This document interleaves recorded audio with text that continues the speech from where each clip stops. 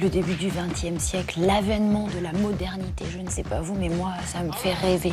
Et bien, ça tombe bien. Aujourd'hui, je vous emmène à la découverte de la Belle Envolée. C'est une exposition qui se déroule en ce moment même à Saint-Quentin et qui nous donne à voir les débuts de l'aviation. C'est parti.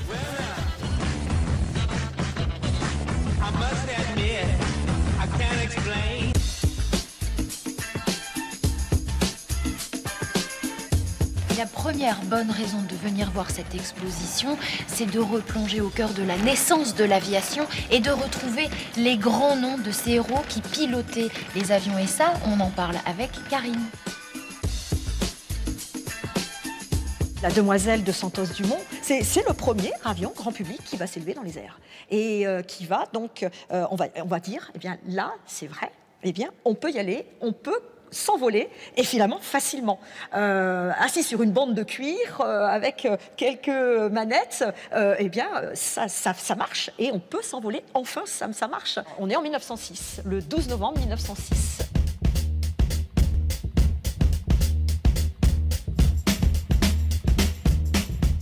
Vous voyez, ces caméras, elles servaient à filmer les exploits des pilotes qui étaient ensuite rediffusés aux actualités. C'est le deuxième like de cette exposition. Pourquoi venir la voir? Eh bien, pour découvrir l'engouement populaire pour cette grande épopée du développement de l'aviation.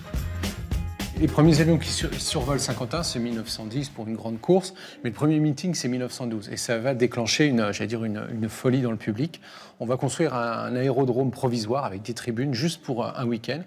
Et on estime qu'il y avait une dizaine de 10 000 personnes à peu près qui vont venir au meeting. Mais dans l'enceinte, autour, on compte 10, 15, peut-être 20 000 personnes le long du canal qui lèvent le nez pour voir ces premiers avions, quasiment les premiers avions qu'ils vont voir au-dessus de Saint-Quentin. Donc on est en août 1912.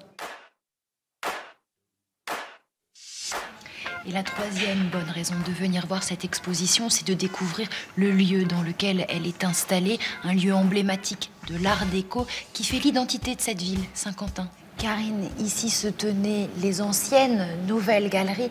On est vraiment dans un lieu emblématique de l'art déco. Tous les codes y sont représentés. Oui, construction en béton, grande verrière, double pour pouvoir avoir un éclairage jusqu'au rez-de-chaussée. Il ne faut pas oublier que l'art déco, c'est aussi l'influence de l'orientalisme, les découvertes des îles, et tout ça se ressent aussi dans le décor. Là, on garde une particularité que l'on peut retrouver sur les cinémas, comme celui qui est en restauration actuellement, le Casino, ou le buffet de la gare, tout simplement, ouvert aussi au public, et ce grand magasin qui est resté dans son jus tel qu'il avait été conçu par Sylvère Laville en 1922. Cette exposition, elle est visible ici jusqu'au 31 mars. Moi, je vous laisse parce que j'ai vraiment encore beaucoup de choses à apprendre sur le sujet.